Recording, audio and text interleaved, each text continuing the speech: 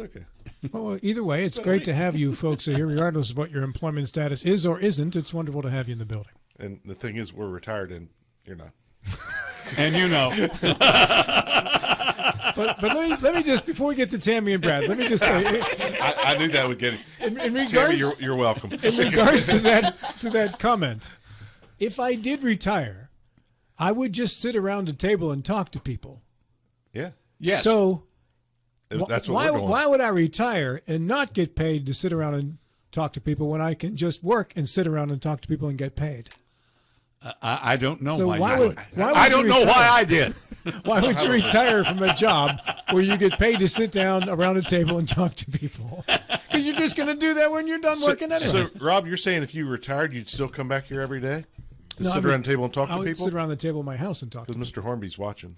I would open the front door and I'd let people walk right in and sit down and talk to me. Hey, get over here and talk to me. Gotcha. Yeah.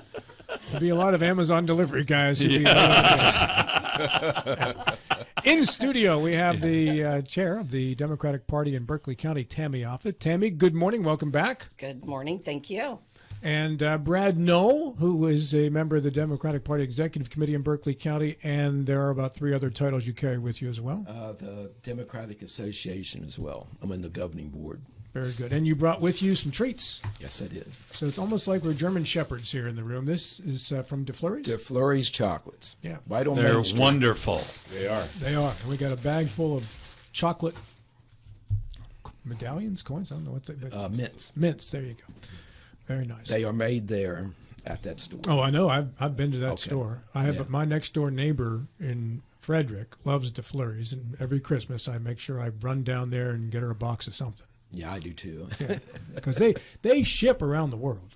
Oh. In Berkeley County, I believe in talking to them as a small percentage of their business. It's quite the global business. Right, Wow. right there in downtown Martinsburg, right? Mm-hmm. Anything can happen. Yeah.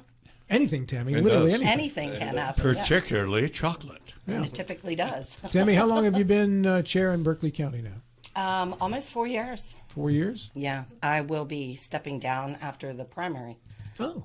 Is that, Next are you year. termed out, or is this just you've done your work and you're ready to retire like Bill and John did? I'm sort of ready to retire. Yeah, I did this 4 years. I'm not termed out, but I never saw myself as anything more than like a transition. Trying to get the infrastructure in place and then have somebody else take it over, preferably younger than I am. Who preceded you? That would be Kenny Roberts. Oh, that's right. Yeah, Kenny. I remember because Kenny was doing a lot of work in D.C. and then it became, he was a good guy. We had him on the show a couple times. Yeah, I remember him telling me that he was hanging out at Arlington National Cemetery one day with Barack Obama, Bill Clinton, and I think Joe Biden. And I looked around the room and I had David Welch and Bill Kearns. And weren't you the blessed one? I'm like, wow, you hang out with a lot more important company than I do. Definitely a busy man. So he may have been a little overqualified for the job at the time. Tammy, what is the state of the Democratic Party in Berkeley County at this time? Well, at this time, we now have a permanent headquarters. Located where? It's on 630 Winchester Avenue. Yeah, and we've built it up. We've got the infrastructure in place. So if anybody is interested in this job, Apply within. let me know. How many registered voters are under the Democratic Party in Berkeley County? About 22,000. And what percentage of the registered base is that? Do you know? Not a lot. I don't know the exact percentage.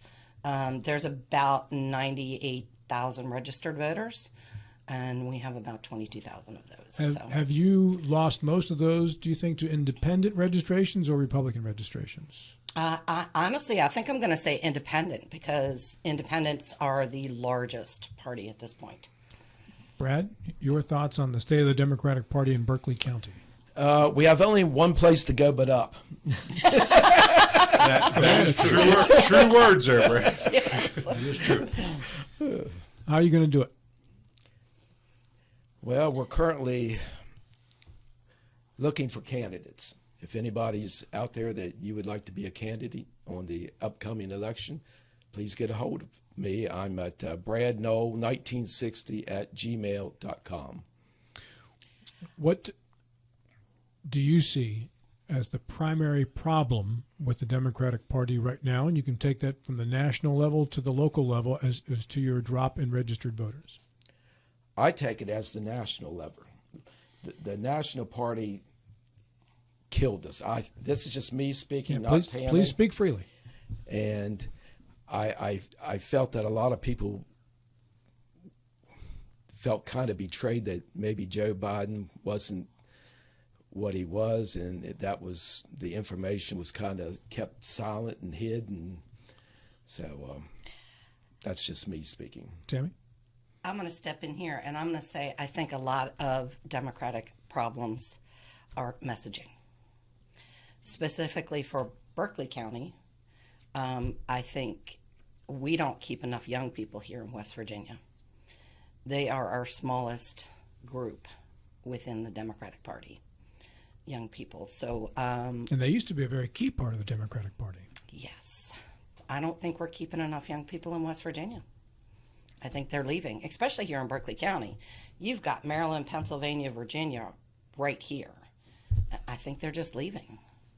There's no jobs here for them. John? I notice when you go through the list of voters, there's an age class that seems to be missing. Okay, and I'm saying like For all parties, Brad, including independents? for every party, from like age 35 to 45, they're not here. Now, this is just my observation. And you go through town, you go shopping, or you go. I think that age class left. And that's the young families. That's people Yes. starting out families. Their kids And are. this is true over the entire state. Mm-hmm. West Virginia has driven young people away by the policies that have been acted by state government. That is my opinion. But also, the problem that both Tammy and Bill have Brad. Well, it starts with a I'm B. Bill. Well, okay, let me. I may call you Sam, Bill. Uh-oh. The problem that Tammy and Brad pointed out began years ago, and that is the National Democratic Party forgot about rural people and blue-collar people. And West Virginia is rural and blue-collar. It really began to be in evidence in the election of 2000 when Al Gore lost the state to George W. Bush. I remember that summer in Charleston at the state Democratic Convention. A guy named Pat Maroney was chair at the time, and Tammy, I think you know Pat Maroney. I know the name, yes. Yeah, he's a great person, really is. He was the party chair. He's a lawyer in Charleston. He's retired now. His son is named Pat Maroney, who's still active as a lawyer. But at any rate, Pat, who was the chairman, is now retired. But anyway, Pat and I were talking, and I said, Pat, Bush is going to carry West Virginia. He said, you're crazier than hell. Well, Bush carried West Virginia. And I think it was in large part. Now, a lot of people talked about the gun issue at the time. This was the time when Charlton Heston held up that flintlock and said, out of my cold, dead hands. Mm-hmm. But if you stop and think, in 1988, Michael Dukakis carried West Virginia, and he was far more anti-gun than Al Gore was. I think at least an equal, but it wasn't given attention, was the fact that Al Gore had written this book called Earth in the Balance, and coal miners and steel workers and auto workers were saying, these were union members, were saying to their leaders, not this guy. We're not voting for this guy. And that is when the switch began.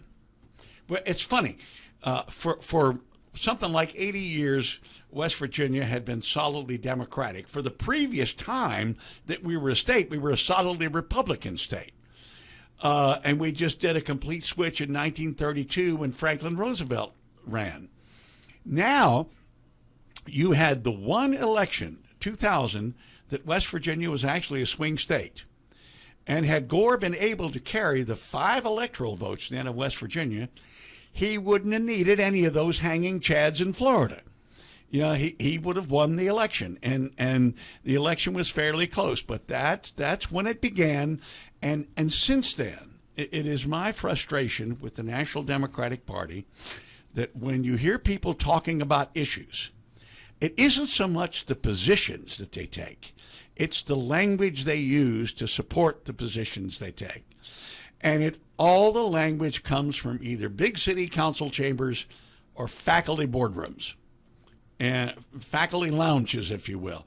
So that I think is what has been the challenge of the Democratic Party in West Virginia.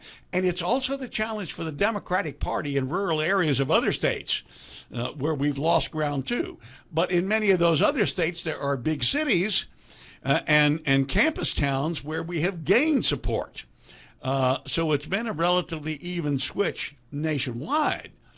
But West Virginia is not only rural, but blue collar, and it's probably more the blue collar than the rural that has caused it. Brad, your thoughts on those? Well, in that last election, you just mentioned challenges. Another challenge that we had here, we didn't vote. Our side just did not vote. And you didn't have candidates in a lot of the elections either. No, that's not true. We had somebody running for sheriff. They would have been on every ballot. Well, there was Sheriff, at least county commission. 2 or 3 House of Delegates races you didn't have a candidate. That won't happen this time. But it happened last time. That won't happen And this it time. happened the time before that. But the point he's making is that is part of the problem of last time. And this is true. There were something like 40 House of Delegates districts around the state out of 100 that we lacked candidates. Mm-hmm. And yes, that has to be fixed. It happened to the Republicans 30 years ago. It did. John. It absolutely did. And again, it took a national switch to change that. And while filling the ballot can improve things on the margins, I don't think there's going to be a fundamental change until there's a fundamental change at the top of the National Democratic Party. Yeah. We had a treasurer who was elected in the state without an opponent. That is true. Right? There was no Democrat running for treasurer. And he still spent, hundreds of thousands of dollars on advertising, even though he was unopposed. Tammy, are there any events coming up in the near future for the party? Is there anything you've got organized? Yes, there is. We have a booth at the fair, August 2nd through the 9th. We are down in the commercial building, and that opens up at like 5 p.m. Mm-hmm. So we have that. The BCDA is having their dinner. September the 5th at the Holiday Inn at 6 o'clock. Yes. The tickets are $60 a piece. John wants you to talk right into the microphone. Oh. So do I, by the way. September the 5th at 6 o'clock. There we go. Now we can hear you. Like when you got all ticked off at me a couple moments ago when I said you didn't have candidates in some of those races, you got right into your mic. Do that all the time. So what should be the key issues for the Democratic Party in Berkeley County, the state, maybe in America right now, in order to try to bring the party back up to where it once was? What should those issues be? I think we need to learn how to message better. I mean, we need to let people know the policies that we support. Mm-hmm. I think everybody can get behind. Fair wages, mm-hmm. those kinds of things. We can all get behind that. We just need to learn to talk to people and get our ideas out there in a way that resonates with them.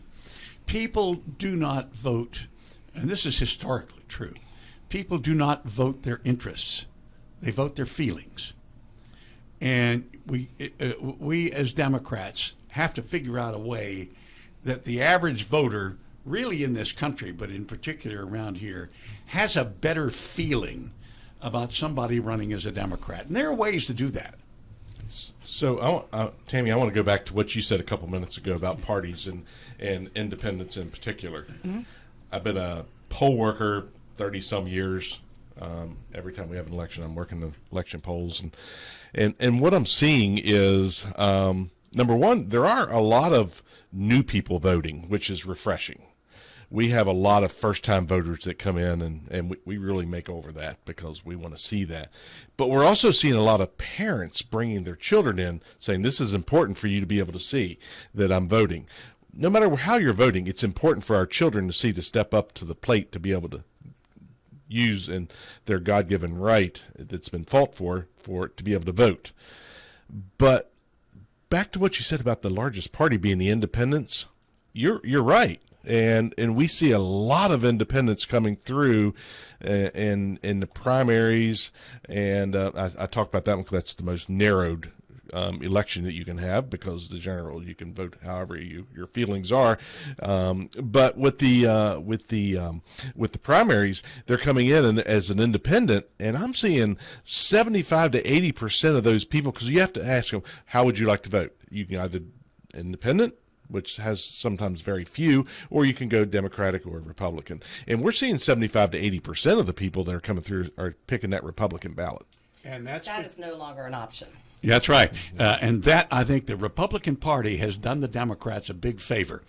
It might not necessarily show up in the next election, but over the next half dozen years, the fact that the state Republican Party has said no longer may independents vote in the Republican primary, and they can still vote in the Democratic primary. And the reason they've been choosing the Republican primary is there are more contests in the Republican primary.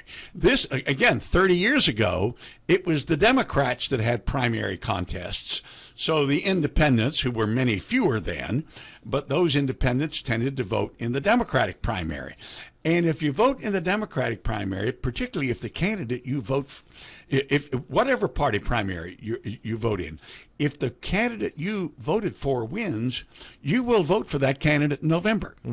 Yeah, it's just psychological. Yeah, sure. Our guests in studio include Tammy Offutt and Brad Noll. We talk about the Democratic Party in Berkeley County. I heard this report on a poll from a D.C. radio station on my drive-in this week, and it had to do with the fact that when you polled President Trump's issues, he was actually underwater on a lot of issues. More people polled disapproved of his handling of these issues than approved. But that same group polled when asked, who do you trust more to solve these problems, Republicans or Democrats? By a 30-point margin chose the Republican Party over the Democratic Party. And these were meat and potatoes issues that people deal with on a regular basis. And that was a national poll, right? Yes, it was. Yeah. So that's a national leadership problem. That's a national leadership problem. When you've got people polled saying, I don't approve of President Trump's handling of this issue, well, who should fix it? Well, the Republicans should fix it better than the Democrats could. Think about that for just a second. Usually the guy at the top is the one that's determining what the popularity of the party is and what the faith of the electorate is in that party. It's the exact opposite. This is, I think, an indictment of the National Democratic Party right now in terms of how average people identify with it. And the question remains, how do you get it back?